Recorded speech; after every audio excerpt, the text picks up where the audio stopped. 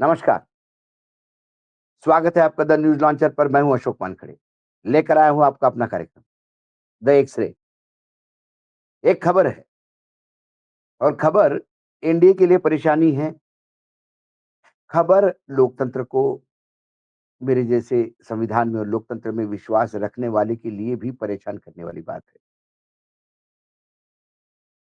क्योंकि राजनीति से धर्म ही अलग रहना चाहिए, इस मान्यता का मैं विचारक हूँ। मुझे लगता है कि धर्म और राजनीति अलग-अलग होनी चाहिए।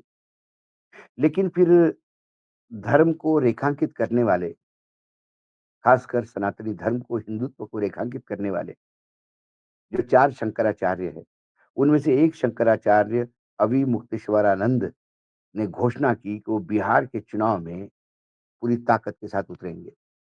अब इसको जब मैंने एक्स-रे में देखा, तो मुझे बहुत सारी चीज़ें दिखाई दी। शंकराचार्य अविमुक्तेश्वरानंद ने कहा कि बिहार की विधानसभा चुनाव में वो अपने उम्मीदवार उतारेंगे। इससे एनडीए में खलबली ही नहीं मच गई। जो एनडीए के कुछ घटक दल है, जिसमें मांझी एक बड़े नेता है, उन्होंने सीधा-सीधा शंकराचार्य पे फ्रंट खोल दिया।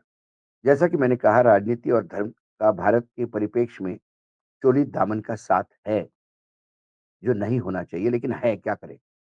पिछले कुछ वर्षों की बात करें तो चुनाव में असल मुद्दे की बजाय धार्मिक मुद्दे ही केंद्र में रहे।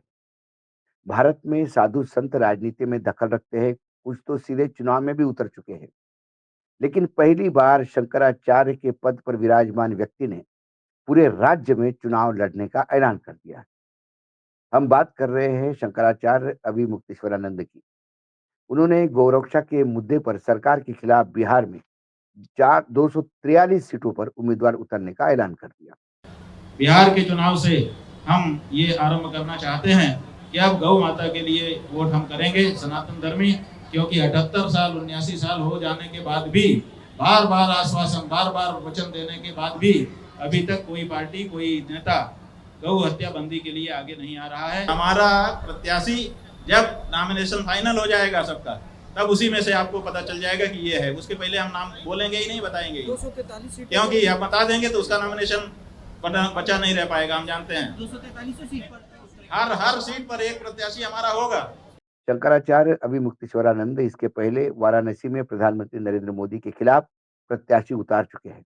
उस समय भी उनका मुद्दा गौ हत्या का ही था। भाजपा एक हिंदूवादी यानी प्रो हिंदू पार्टी मानी जाती है। 2014 के चुनाव में प्रधानमंत्री नरेंद्र मोदी जी ने जो प्रमुख मुद्दे उठाए थे, उसमें एक गौ हत्या भी था। अभी मुक्तेश्वरानंद के अनुसार सत्ता में आने के बाद भाजपा ने गौ हत्या रोकने के प्रभावी तरीके से काम नहीं किया। अब शंकराचार्य ने बिहार विधानसभा चुनाव में सभी सीटों पे निर्दलीय उम्मीदवार उतारने का फैसला किया है। इससे सियासी बखेड़ा खड़ा हो गया। माना जा रहा है कि शंकराचार्य के उम्मीदवार भाजपा और एनडीए के वोट काटेंगे। अब इस मामले में केंद्रीय मंत्री जतिन राम मांझी ने शनिवार को बोध गया में ज्योतिष पीठ के शंकराचार्य स्वामी अवि मुक्तेश्वरानंद के पर फ्रंट खोल दिया। उन्हें कहा कि इन्हें शंकराचार्य का टाइटल हट से हट जाना चाहिए। उन्होंने कहा कि वे गंदा आदमी हैं। इस दौरान मांझी ने प्रधानमंत्री नरेंद्र मोदी की जमकर तारीफ की। आगे मांझी ने कहा कि प्रधानमंत्री जो कहते हैं वो करते हैं। स्वामी मुक्तेश्वरानंद ने सरकार का काम देखा नहीं या उनको दिखाई नहीं देता। जबकि प्रधानमंत्री जी ने जो किया उसने पूरे संसार ने देख रहा है। इतना ही नहीं, मांझी जी ने ये कहा कि प्रधानमंत्री मोदी जी आज संसार में अगुवा नेता के रूप में चिन्हित हो रहे हैं। पीएम के नेतृत्व में भारत की अर्थव्यवस्था विश्व की चौथी अर्थव्यवस्था बन गई है।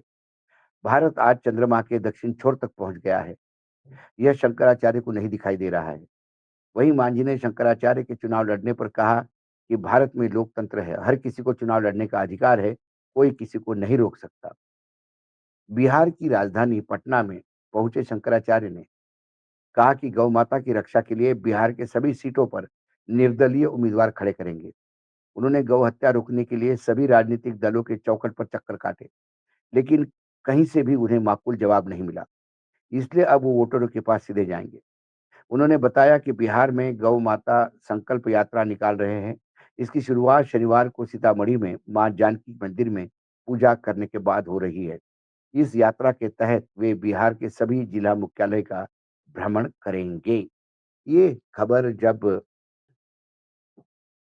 आई, तो हड़कंप तो मचना है क्योंकि शंकराचार्य जैसा कि मैंने कहा कि हिंदू अ, धर्म के एक पीठेश्वर माने जाते हैं और फिर शंकराचार्य जब जिला-जिला घूमेंगे, अपनी यात्रा करेंगे, तो मुझे लगता है वैसा देखा जाए तो बिहार में यात्राओं से अब एनडीए परेशान हो रही है।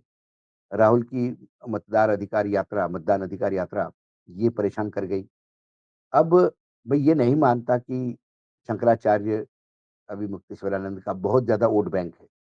लेकिन जो सनातनी विचार धर्म के हैं, जो अंधभक्त है जिनमें बिल्कुल जो धर्म के नाम पर मोदी जी के साथ आँख बंद करके साथ देते हैं, उन लोगों के लिए एक नया ऑप्शन भी मिल गया है कि भई उनके अपने शंकराचार्य आ रहे हैं। शंकराचार्य का एजेंडा एक ही है, गौ हत्या रोकना और जो आदमी गौ माता के प्रति समर्पित है, वो वोट बैंक भी उनका चला गया, तो ये वोट वोट बैंक वही है जो बीजेपी का होगा या एनडीए का कह सकते हैं।